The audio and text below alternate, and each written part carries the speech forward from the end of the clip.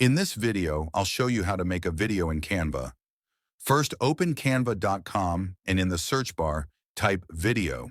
You'll see lots of templates you can start with, both free and paid, so choose any free template you like. Or if you want to start fresh, click Create a blank video.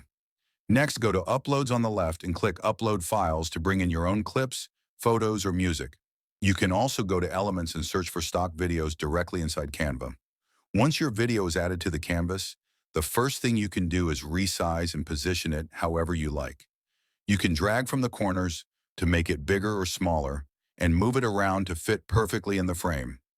Now at the bottom of your screen, you'll see the timeline. Think of this as the place where you organize your clips and images, kind of like your project's storyline. Each clip or photo you add will appear here in order. If you want to trim a clip, just click on it in the timeline and drag the edges inward to shorten it. Or if you need to cut a clip in half, right-click on the clip and choose Split. That lets you remove any extra parts or move sections around to adjust the sequence. You can also add transitions between your clips.